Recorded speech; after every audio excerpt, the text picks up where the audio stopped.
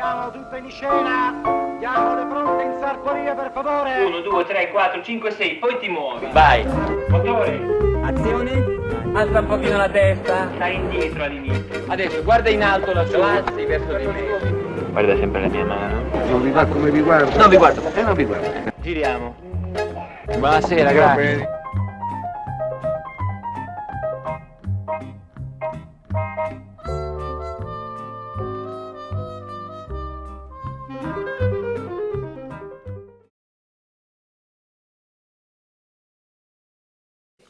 We're here with Beatrice Kruger, international casting director based in Rome. I have two nationalities. My mother's from Pavia, Italy, so Italian passport, and my dad's German, so also German passport. And I grew up between Germany, Hong Kong, Italy of course, and California. And studied acting, experimental theatre, political theatre in the 70s, 80s, and actually in the 70s, 80s then I joined the Piccolo Teatro di Pontedera and travelled around with them, but also with other companies throughout Europe. But it just happened naturally by touring, you know, in those years. Whenever my friend, she worked in a production company, whenever she needed a foreign actor, she said, hey, do you know a French guy or a Spanish woman or, you know, actress who'd be good for that role? And I knew many people. So I said yes and suggested her people naturally and then put them in contact, and that's how it happened. Okay, a casting director in a production company is the head of department for casting. So it's just like costumes designer knows all about costume, material and all that, is the expert on that. The casting director is the expert for the actors, so has to know the actors, as many as possible, and has to know where to look for actors and what, depending on what kind of casting it is. Depending on how big the role is and what kind of story and what kind of role it is, you do casting, yes, amongst actors mainly, but of course you will also do casting with people who are non-professionals. You sign a contract for a beginning and end of your casting and payment, and you usually get an assistant. And then you look for the right actor for the right part, for the right director. So you have to get to know the imagination of the director, his story. So then according to the creative imagination of the director, how he sees this role, the importance he gives this role. But of course also to the production necessities, the budget, where one is going to shoot, the language the actor has to speak, the nationality he has to have. And then you suggest these actors, then you have to audition them. Then you have to negotiate a deal, you negotiate a deal memo with the agent of the actor, or if the actor doesn't have an agent, then directly with the actor, on the basic things from which then the contract will be drawn. Fee, period of availability, number of shooting days, and overall availability period. Once the actor has signed that, or his agent, then the production company signs, and when you get that back, that means that is the sign, that's the end for the casting on that role.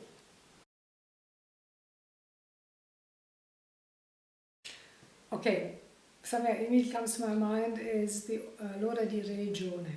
That was a film that I really, really liked doing with Marco Bellocchio, who I really enjoyed working with. He's an artist. Then other Italians are Valerio Miele, which was 10 Winters. It was a nice film, interesting.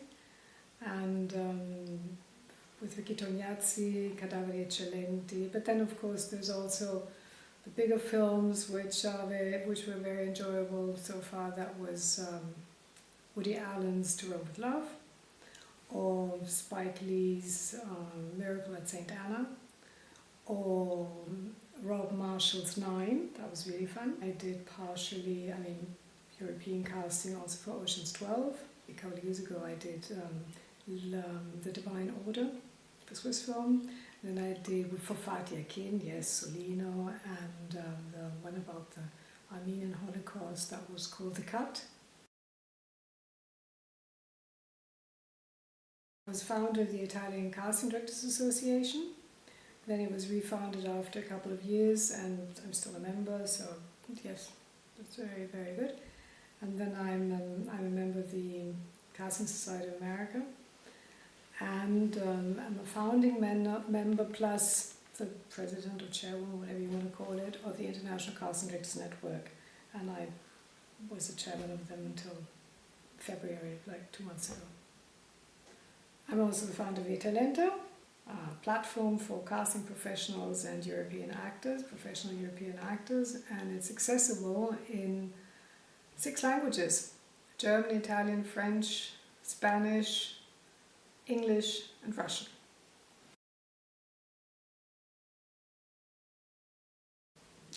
Yes, I'm a member of the Italian Film Academy, I'm a member of the European Film Academy, I'm also a member of the Academy of Motion Picture Arts and Sciences.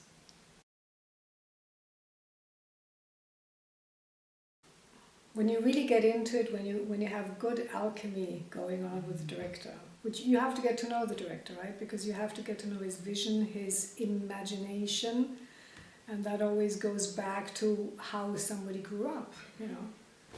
And that's something you have to know, because that defines who you feel most affine to. When you propose actors for a certain role, and then it comes to the last round, the 3rd or 4th round, and there's 3 actors or 4 actors who all did a very good audition. But of course they're all different because they're all individuals. Then the director in the end decides for the person with whom he has some kind of affinity.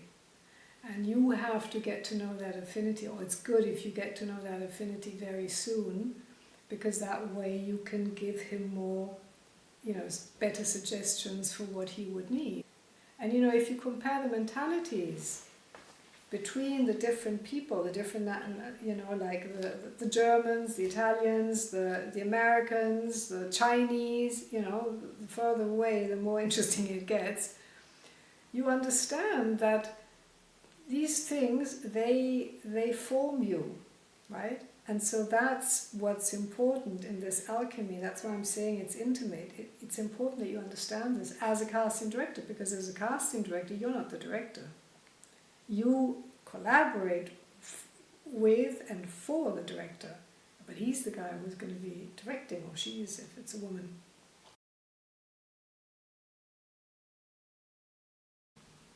Auditioning? I mean, not always. But no, because it's so great to see when you give actors the lines and you see how they react, and when you see, you really, really get to know a lot about people also. If someone has confidence in the place, in you, in the atmosphere, and then they can really dig out, or not dig out, but really let out everything, then they're more creative. Sometimes it's really, really beautiful doing auditions. Sometimes it's ghastly.